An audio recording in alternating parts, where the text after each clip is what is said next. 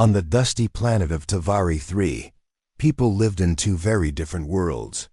In the sky, tall floating cities moved through the clouds like giant glass towers.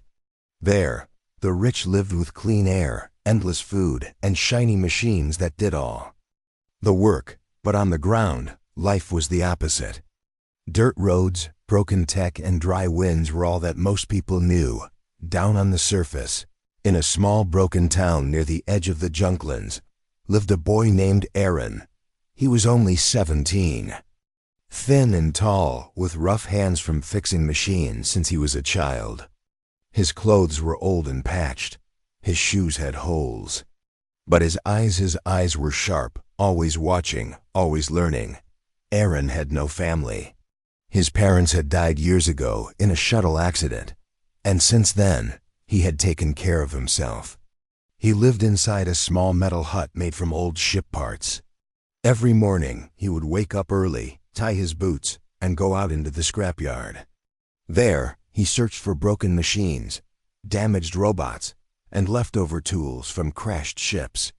He fixed what he could and traded the rest for food or water. Most people in the town didn't talk much. Life was hard. Everyone had their own problems.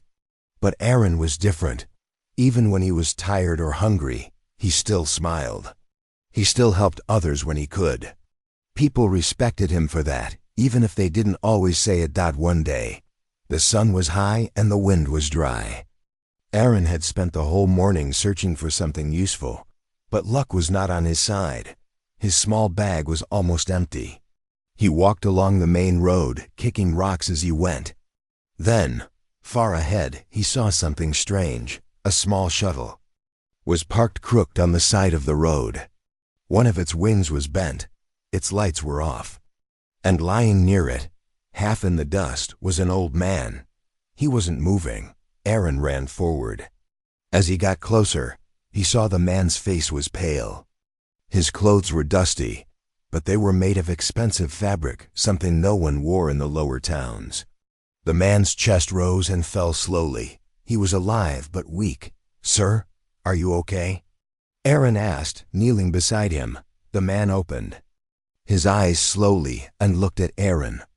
"Water," he whispered. Aaron quickly took off his small bag and pulled out his last water bottle. He had saved it for the evening, but without thinking, he opened the cap and helped the man drink. The old man drank slowly, then coughed. "Thank you," he said, voice dry. Aaron gave a small smile. "Don't worry. Let me check your shuttle. Maybe I can fix it. You single quotes read ... a mechanic?" "Kind of," Aaron said, shrugging. "I fix broken things. That's how I survive." The man tried to sit up, and Aaron gently helped him. Then he walked to the back of the shuttle, opened a panel, and checked the wires. The power cell was still working, but the cooling coil had popped loose, and a small fuse was burned out. Aaron reached into his bag and pulled out a handful of scrap pieces.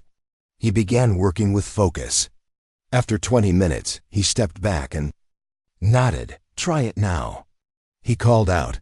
The old man slowly got into the pilot seat. He pushed a few buttons. The shuttle lights blinked on. The engine hummed gently. "It works," the man said, surprised. "Not perfect," Aaron replied, "but it will get you to the next city." The man stepped out again. "Why did you help me?" he asked. Aaron blinked. "You needed help." "But you didn't ask for anything." "I didn't help you to get something," Aaron said. "I just thought, if I was lying in the road, I'd hope someone would stop too." The man looked at Aaron for a long time. Then he reached into his coat and pulled out a silver coin. It shimmered like clean glass. Aaron shook his head. "I don't need money." "Then what do you want?" Aaron looked up at the sky, where the floating cities drifted like islands. "I just want a chance. A real chance." The man smiled softly, put the coin back in his pocket, and said, "You've helped more than you know." He climbed into the shuttle, pressed a button, and the ship lifted gently into the sky. In a few seconds, it was gone, just a trail of air left behind. Aaron stood alone, the wind brushing against his worn shirt. He felt strange, like something important had just happened. But he didn't know what. He turned and began walking home. His bag still light, his stomach still empty. But his heart felt full. He had done the right thing. And far above, in one of the floating cities, a man in a suit looked at a screen, watching the road below. He whispered to himself, "That boy. He's the one." 3 days passed after Aaron helped the old man on the road. Life returned to normal in the small dusty town of Maven Hollow. Aaron still walked through the scrapyards, still looked for broken tech, still traded tiny wires and old tools for just enough food to survive. No one talked about the man he had helped. No one even knew it had happened. For them, it was just another dry week under the hot sun. But for Aaron, something felt different inside.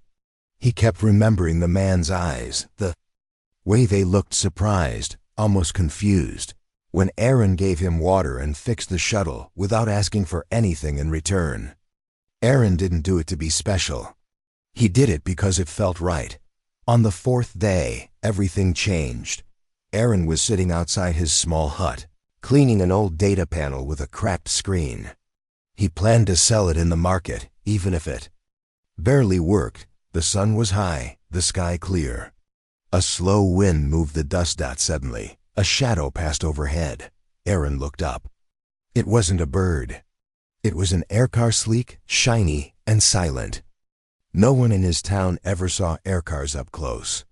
They only flew between floating cities and corporate towers. This one was white and gold, with smooth curves and quiet engines. The aircar slowly descended and landed right in front of Aaron's hut. A few neighbors peeked from their doors, curious and afraid. No one knew what to do. The door of the aircar opened, and a tall woman stepped out. She wore a gray suit, clean and sharp, and glasses that lit up with soft lights on the edges. She walked toward Aaron with calm steps and a straight face. "Are you Aaron?" she asked. Aaron stood up, confused. "Yes, I am." Without smiling, she reached into her coat and handed him a sealed envelope. It was black with a silver edge, the symbol of a phoenix stamped on the front. "This is from Mr. Wren," she said, "chairman of Rentech Industries." Aaron's heart skipped a beat. "Rentech," he repeated. He had only heard the name in old news feeds.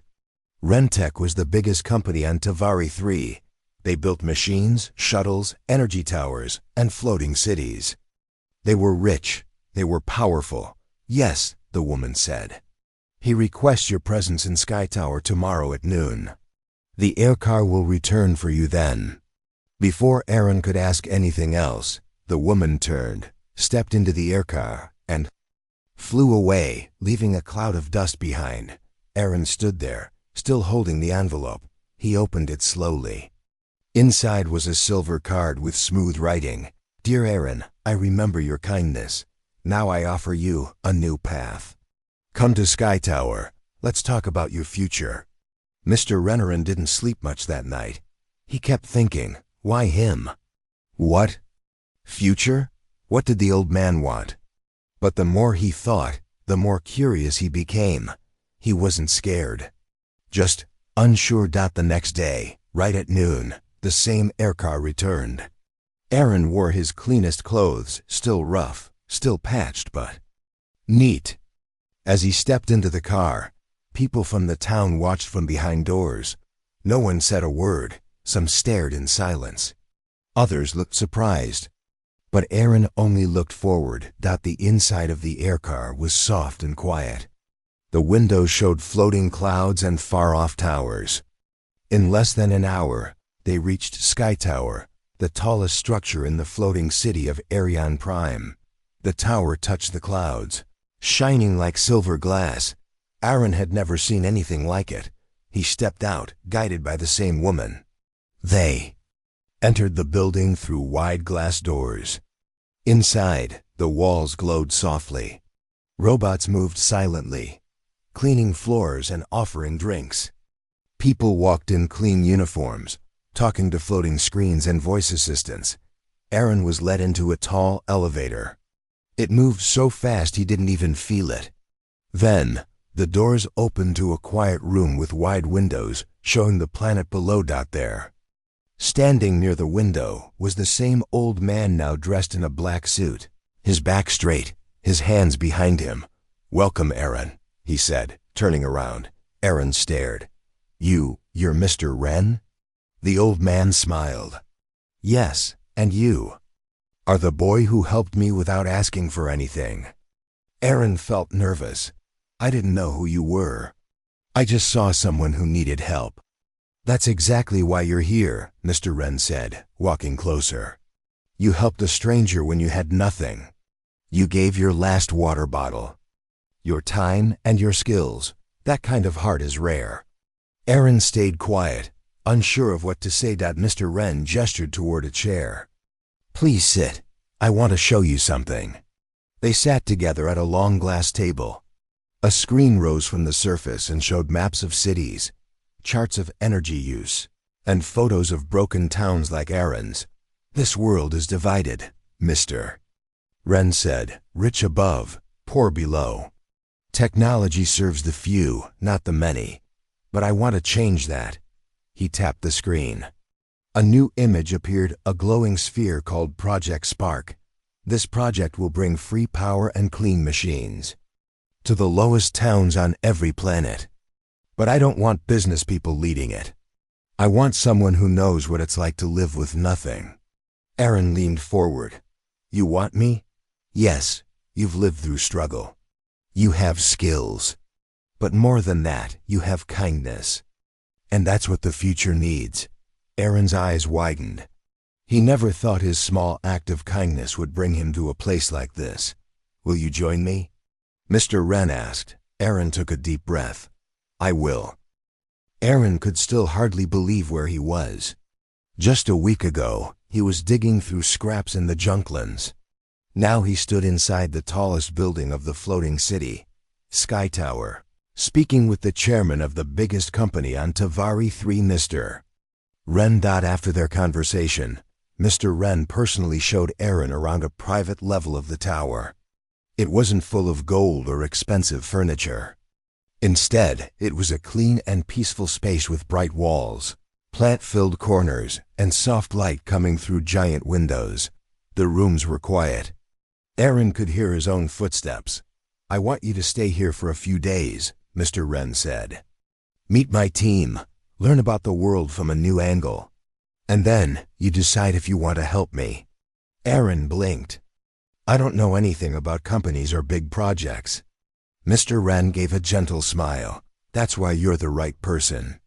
You're not trained to serve a system. You're someone who understands real life. That's what Spark needs." Mr. Wren left him in the guest room. Aaron walked around slowly. The walls lit up when he entered. A soft bed, a food unit, and a large screen were built into the room. He touched a button, and the window wall became clear, showing the wide blue sky and the clouds far below. He stood there quietly, feeling both amazed and small. The next morning, Aaron was introduced to the Spark team. There were only 5 people.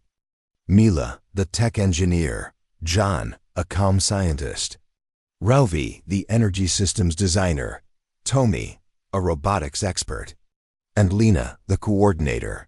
They were all smart, well-spoken, and very curious about Aaron. "So you helped the boss with no idea who he was?" Ravi said with a laugh. "That's rare." "He gave me water when I was nothing," Mr. Wren said, who had just entered the room. "Now we give him a chance to build everything." The group showed Aaron a holographic model of the Spark project. It was a glowing orb surrounded by solar loops, energy converters, and signal towers. The plan was simple but powerful: send out free energy units to poor zones, powered by sun and wind, with AI tools that could repair themselves. With Spark, even a village in the desert could run clean machines, Mila explained. Water, pumps, lights, medical scanners. Everything powered without cost. "But no one is funding it," Lena added. "Big energy groups don't want people to get power for free. They want control, John said. "But Mr. Wren wants freedom." Aaron looked at the model again. He thought of his town Maven Hollow and the times he sat in the dark with broken lights and dead batteries. If this worked, no one would have to live like that again. "I want to help," Aaron said. "Good," Mr. Wren said. "Because spark begins with you." That afternoon, Aaron was taken to a different part of the tower, a hidden workshop deep in the lower levels. It was not fancy like the upper floors. Instead, it reminded him of the scrapyard. Shelves full of parts, open machines, and wires hanging like vines. But everything was clean, and the tools were sharp and modern. "This is your space now," Mila told him. "We heard you like to work with your hands." Aaron smiled for the first time in days. "I do." He spent the next few hours walking around, touching the tools, checking the workbenches. Then, without asking, he picked up a half-assembled energy converter and began working. His fingers moved quickly, naturally, like they had many times before. Mila watched quietly, then nodded. With a look of respect, "You're fast." "I've done this kind of work for years," Aaron said. "But with old, broken tools." "You're going to do great things here," she replied. That night, as Aaron ate his first full meal in weeks, Mr. Wren sat across from him. "I didn't grow up rich either," the old man said. "I built my company from scrap parts and ideas no one believed in. But I never forgot what it felt like to be hungry." Aaron listened carefully. Mr. Wren continued, "I built machines, cities, even floating worlds. But none of it matters if we leave people behind. That's why I created Spark, and I want you to lead it one day." "Me?" Aaron looked shocked. Mr. Wren nodded. "You have something no machine or program can create. You have heart. That matters more than anything." Aaron looked down at his plate. He didn't feel like a leader. He still felt like a poor boy from a forgotten town. "But I don't know how to lead." "You'll learn," Mr. Wren said.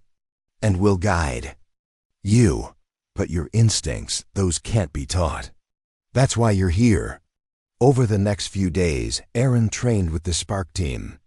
He learned how to use digital blueprints, operate advanced tools, and design simple machines that could fix themselves. Every day, he grew more confident. Every night, he stood by the window, watching the stars. But not everyone liked the idea of Aaron being part of SparkDot in a quiet meeting room far above. Two men in suits whispered to each other. "He's a street kid," one said. "No education, no background." "He helped the chairman," the other replied. "That makes him important. I don't trust him." "Then watch him. Let's see what he does." Back in the workshop, Aaron worked late, building his first prototype, a small power hub that used recycled solar rings and wind coils. It wasn't perfect, but it worked. When he showed it to the team, even Mila smiled. "This could power 10 houses for free," she said. "You've built something good, Aaron," Mr. Wren said. "But this is only the beginning." Aaron looked at the glowing device, then at the people around him. He still felt small, but now, for the first time, he also felt hope. A cool breeze passed through the wide window of Aaron's new workshop, high inside Sky Tower. The lights inside flickered gently as he made small changes to his latest energy hub prototype. It was a quiet moment, a peaceful one. Aaron was getting used to the life in the sky, but deep inside, he still felt like the boy from Maven Hollow. His hands still moved like a scrapyard mechanic. He still thought like someone who fixed things to survive. Mr. Wren often said, "That's why you're here." But today felt different. That morning, Aaron had been called to a private meeting, not with the Spark team, but with Mr. Wren himself, inside a special chamber near the very top of Sky Tower. The place was round, silent, and full of light. The walls were lined with moving screens, showing different cities, projects, and machines. Aaron stood in the center, waiting. Mr. Wren entered slowly, holding a small glass tablet. He looked thoughtful. "Aaron," he said softly. It's time you learn the full truth. Aaron blinked. About Spark? About everything, Mr. Wren replied. He tapped the glass screen, and the room around them changed. A large hologram appeared. It showed the planet Tavari 3 from above. Cities floated, roads stretched, and deserts glowed under the sun. Do you know how many people live in darkness? Mr. Wren asked. Aaron looked at the hologram. Millions. Correct. Half the planet. And the worst part is, it doesn't have to be that way. Mr. Wren walked slowly around the room as he spoke. The screen zoomed in to show Maven Hollow and other poor towns just like it. Broken buildings, silent machines, and dry wells. There is enough energy, enough food, enough clean water. But the powerful people, they keep it locked behind walls, behind towers, behind prices that the poor can never pay. Aaron listened carefully. His hands were clenched. I built Rentech with a dream to bring change, Mr. Wren continued. But as the company grew, other leaders came in. Investors, politicians, businessmen who only care about profit. They smiled in meetings but blocked every plan I made for free tech. So I stopped telling them. He pointed at the Spark logo floating in the air. Spark is not just a machine. It is a quiet rebellion, a peaceful revolution. And you, Aaron, are the heart of it. Aaron was silent. So many thoughts raced in his mind. But why me? He finally asked. I'm just someone who helped you on the road. Yes, Mr. Wren said, walking back to him. And that's what makes you special. You didn't help for reward or attention. You helped because it was right. That's what this world needs. Mr. Wren placed a hand gently on Aaron's shoulder. Soon, the first Spark prototype will be ready. We'll send it to Maven Hollow. Your hometown will be the first to shine with free light. And after that, more towns, more people. A wave of hope will begin. Aaron's eyes grew wide. You mean my town first? Yes, Mr. Wren said, with a small smile. Let those who left you in darkness see the boy they ignored, bring them light. Aaron didn't know what to say. His chest felt heavy with emotion, but deep inside, he felt a new kind of strength. This wasn't just a chance. It was a purpose. Back in the workshop, Aaron shared the news with the Spark team. Mila gave him a proud look. John nodded slowly. Ravi and Tomi both smiled. Even Lena, who often spoke very little, gave him a soft thumbs up. You've earned it, Mila said. You've shown all of us what Spark truly means. They spent the next several days working together on the main Spark core, a large glowing generator that collected solar, wind, and even thermal energy from the ground. It could power an entire village. It could clean water. It could run hospitals and schools. And most important, it was free. No passwords, no fees, no control systems. Anyone could use it. As they worked, Aaron felt more confident. He wasn't just fixing scraps anymore. He was building something that could change lives. But not everyone was happy about it. In a quiet office on a lower level of Sky Tower, two men in dark suits met behind locked doors. Why is the chairman trusting this boy? One man asked sharply. He's from the dirt, the other said. A street fixer, but Wren listens to him. He's giving him too much power. Spark is dangerous, the first man said. If this project spreads, energy companies will lose control. Our investors will lose money. Entire industries could fall. We need to stop it. Not yet, the other replied. Let the boy build. Let the public see it. Then, when the time is right, we'll step in. They turned toward a hidden screen showing Aaron's face in the workshop. He won't see it coming. That night, Aaron stood by the window in his room again. The stars above Tavari 3 blinked like tiny lights, calm and quiet. Far below, he could see the faint shadows of towns like his own still dark. Still waiting. He touched the glass gently. I'm coming, he whispered. Behind him, The spark core glowed in soft blue light. It was almost ready. Tomorrow, they would send it to Maven Hollow. And for the first time in his life, Aaron would return not as a poor boy, but as someone who carried light, knowledge, and hope. He didn't know what the future held, but he knew this: he wouldn't stop. The sun rose gently over the floating city of Arion Prime, casting golden light through the Sky Tower's windows. Inside the Spark workshop, everyone stood around the final version of the Spark core. The machine glowed softly, pulsing with clean, silent energy. It was ready. Aaron stood beside it, his heart beating fast. "This is it," Mila said, her voice calm but proud. "The first real Spark unit. Tested. Safe. Complete. Tomorrow," Lena added, "it will be deployed in Maven Hollow." Everyone turned toward Aaron. He nodded. "Let's do it." That night, Aaron didn't sleep much. He walked through the workshop, touching each part of the machine they had built together: solar plates, power coils, energy circuits. He remembered the broken panels he used to find in the junkyard. Now he was building something perfect. This wasn't just a machine. It was a message. No one will be left behind anymore. The next morning, a silver shuttle landed on a private platform. It was small but strong, built for difficult terrain. Mila and John loaded the Spark core inside carefully. Aaron joined them, wearing a simple jacket with the Spark logo stitched on the shoulder. Mr. Wren stood nearby, watching with quiet eyes. "I won't go with you," he said. "This is your moment. Let your people see you bring the light." Aaron nodded. "Thank you for trusting me." "You earned it," Mr. Wren replied. "Now show them what one good heart can do." The shuttle rose into the air, silent and smooth. Aaron sat near the front window, watching the floating city grow smaller behind them.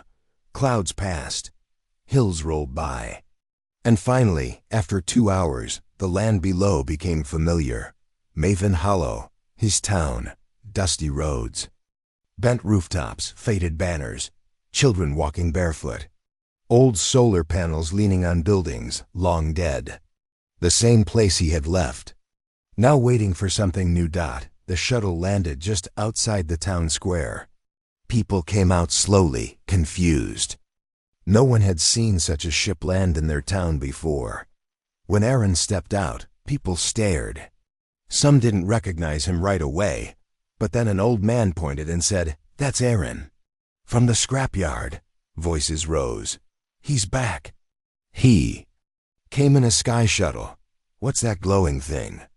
Aaron smiled, though he felt nervous inside. He walked to the middle of the square and spoke loudly.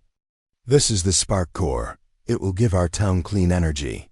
Free lights, water pumps, tools for the clinic. No cost, no wires, just power." People looked at each other, unsure. One woman stepped forward. "Why? Why would someone give this?" "To us?" Aaron replied. "Because I know what it feels like to live in the dark. And I don't want anyone here to feel like that again." Mila and John began setting up the core. Aaron worked with them, connecting cables and adjusting settings. In less than an hour, the unit was placed near the town well. Aaron pressed a button. The core lit up. First, the street lamps flickered. Then they glowed, steady and warm. The crowd gasped. Next, the clinic lights turned on. Fans started spinning. A water pump nearby began humming, pulling clean water from deep below. Children laughed. Some clapped. A few people cried quietly. It was the first time in years the town had full power. One boy ran to Aaron and hugged him. "Thank you." Aaron smiled and placed a hand on his head. "This is just the start." By evening, the town was full of life. People brought out chairs and food. For the first time, they could play music again. Old radios ran with clear sound. Lights hung between buildings. The whole square glowed like a festival. Some people asked Aaron questions. "How did you do this? Did someone hire you? Are you working for the government now?"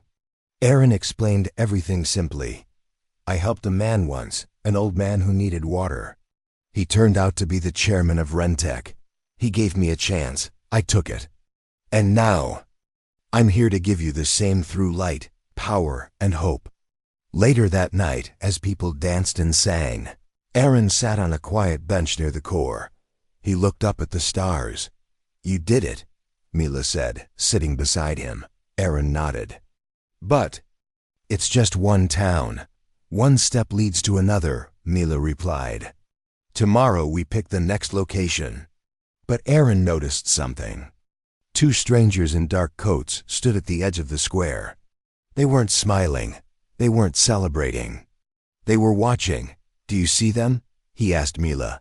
She looked and nodded slowly. Yes, they've been around since we landed. I think they work for the Energy Guild. The Guild? I thought they said nothing about Spark. They didn't, Mila said, standing up. But now they will. Aaron watched the strangers walk away into the dark, back at Sky Tower the next day. News of the Spark launch had already spread.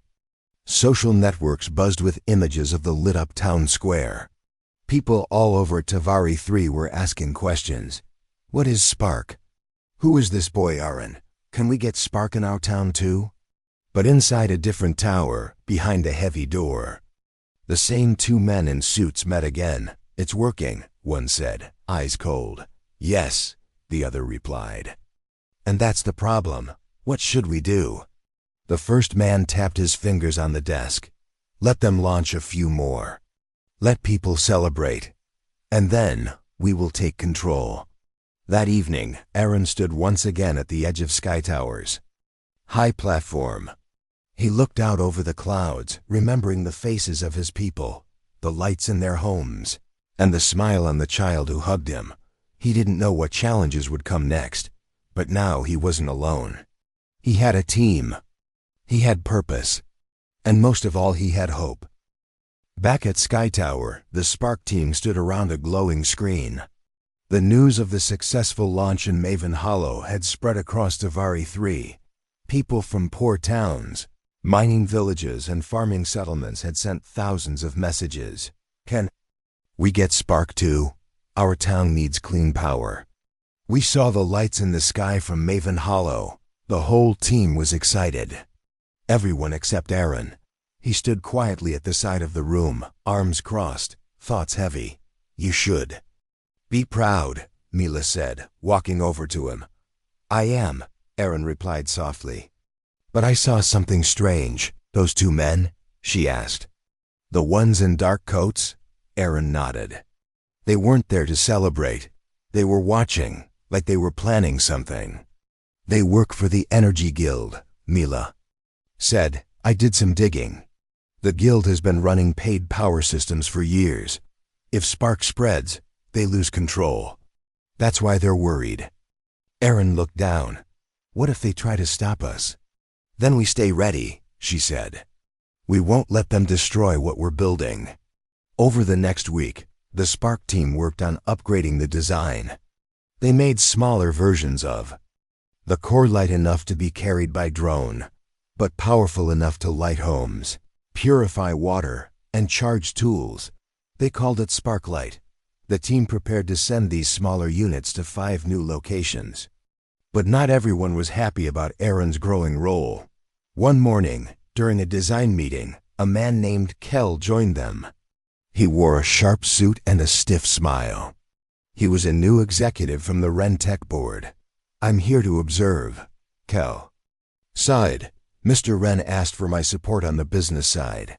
He shook hands with everyone, but when he looked at Aaron, his smile faded. And you must be the boy from the dirt, he said. Aaron nodded politely. My name is Aaron. Right, Kel said, glancing at the others.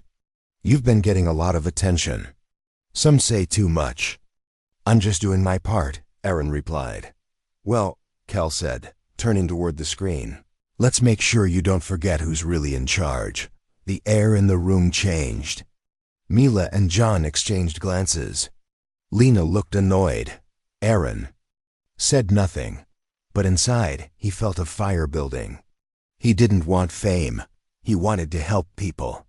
Why was that so hard for some to understand? Later that night, Aaron walked alone to the top of Sky Tower. The stars blinked in silence. The wind was cool. He looked down at the planet below, the land stretching like a sleeping giant. "I don't belong here," he whispered. "You said that before." A voice replied behind him that it was Mr. Wren. Aaron turned. "I'm just a poor fixer. Kel and people like him. They think I'm in the way." Mr. Wren stepped beside him. "I hired Kel to handle business papers. I brought you to bring change." "But what if I'm not enough?" Aaron asked. "What if I fail?" Mr. Wren looked at him kindly. "You didn't fail when you helped me on the road. You didn't fail when you built your first prototype. And you didn't fail when you brought light to Maven Hollow. Why would you fail now? I don't know if I can lead something this big." Mr. Wren smiled. "You don't have to lead everything. You just have to lead with your heart. That's how real change begins." Encouraged by those words, Aaron returned to the workshop and joined the team with fresh focus. The next few days were spent preparing sparklight units for testing. Aaron worked harder than ever, even sleeping in the lab between shifts. He helped correct a wiring problem in one unit and found a small safety bug in another. When the day of testing came, everything seemed perfect. But then, during the launch of the second sparklight unit, something went wrong. The drone carrying the unit shook mid-flight. A sharp buzzing sound came from the unit's core. "It's overheating," John shouted. "Shut it down." Mila yelled. But before they could stop it, the drone crashed near the edge of the platform. The unit sparked, smoked, and shut down completely.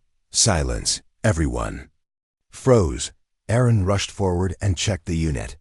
The battery had failed. One tiny chip had been installed backward, an easy mistake, but a dangerous one.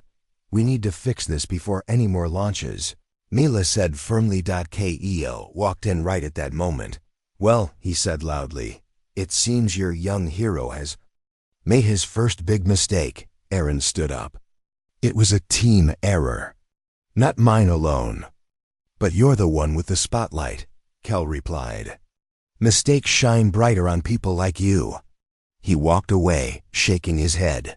For a moment, doubt crept back into Aaron's heart, but Mila stepped forward. "It's just one mistake. You caught it. You fixed it. That's what matters." John added, "If we never made mistakes, we'd never grow." Tommy and Lena both nodded. Arin took a breath and smiled. "Then let's fix it right together."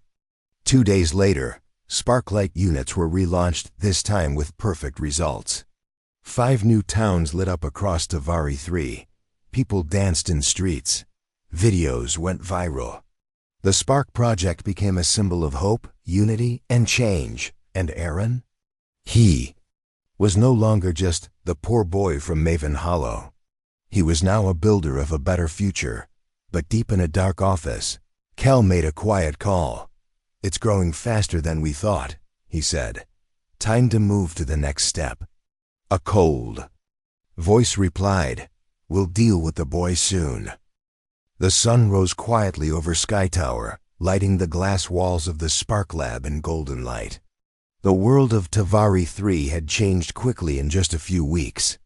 More than 30 small towns now ran on clean, free spark energy. People who once lived in darkness now had light, water, and communication again. Aaron stood in the testing room, watching a new Sparklight drone take off and vanish into the clouds. He had come a long way, from a roadside worker with oil-stained clothes to a respected inventor, someone people now looked up to. But with each success came new challenges. That morning, a quiet alert flashed on the lab screen. Unauthorized entry. Core vault. Sublevel 3. The team rushed to the lower levels. Aaron, Mila, John, and Lena reached the vault entrance, where the reinforced door stood wide open. Inside, the room was empty. One of the backup spark cores was gone. John's face turned pale. This could power a whole city or blow it up if used wrong. "Check security feeds," Mila said. They rushed to the control room and played back the footage.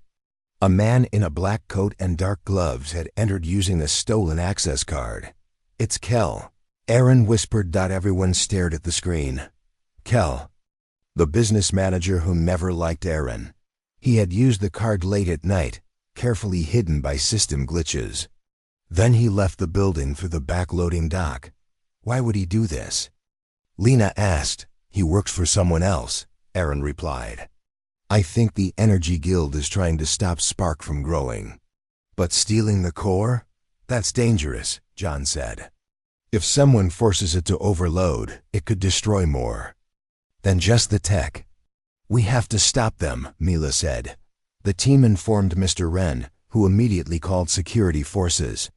But Kel was already gone, and so was the core. The tracking chip inside the core pinged its location, Harvin District, a high-tech industrial zone where many guild-linked companies had factories.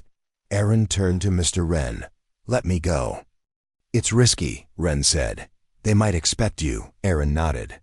"That's why I should go. I started this. I need to protect it." Wren looked into his eyes for a long moment. Then he nodded. "Take Mila and John. I'll make sure the authorities are close behind." The team reached Harvin District by hovercraft. The area was quiet, but sensors showed heat signals inside an old, abandoned warehouse. Inside, Aaron saw Kel standing beside a strange device, a huge generator, wrapped in wires, connected to the stolen Spark core. Behind him stood two older men with sharp eyes and guild emblems on their suits. "You're too late," Kel said, without turning around.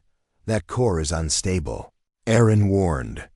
"It's not made for this system," Kel smiled coldly. "It won't matter. One overload, one failure, and the world will doubt Spark forever. You'd hurt innocent people just to protect your control?" Mila said, stepping forward. "Not hurt," one of the guild men said. "We'll call it a technical error. Blame it on your young genius. And shut this project down forever." John stepped beside Aaron. "We won't let you. You can't stop it," Kel said. "It's already active."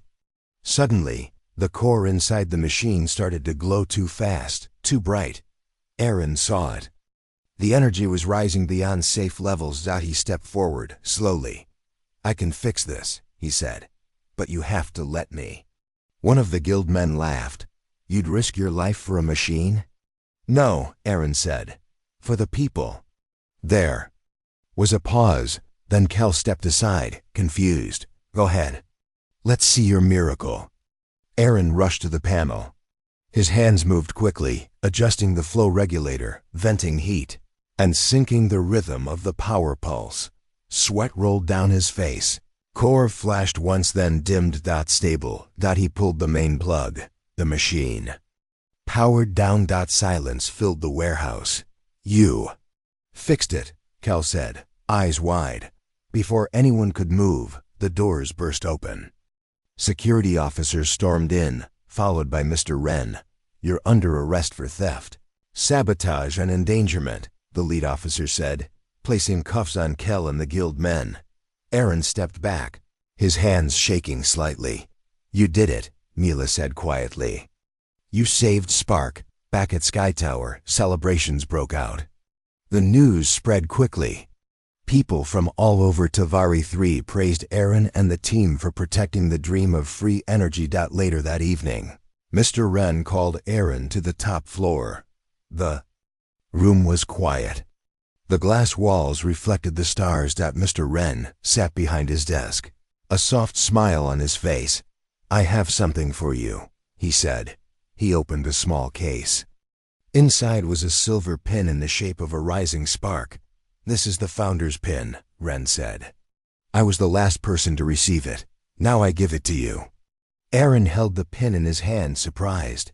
"I'm not a founder," he said. "You are now," Wren replied. "I'm stepping back. I want you to lead the Spark Initiative." Aaron blinked. "Me? But you're not just anything. You have the heart, the courage, the vision. Spark was born the day you helped a stranger on the roadside. You believed in kindness when no one else was looking. That's what real leadership means. Aaron took a deep breath. He thought of Maven Hollow, of the dusty roads and quiet nights, of the people who needed hope. "I'll do it," he said. "But only if we keep the mission clear. Spark must stay free. Always." Mr. Wren smiled. "Exactly what I hoped you'd say." 1 month later, Spark Cores lit up 100 towns. New inventors joined the program. And the story of Aaron, the poor boy who saved a stranger and changed the world, became a lesson told across Davari-3. Not because of his genius, not because of his fame, but because when it mattered most, he chose kindness.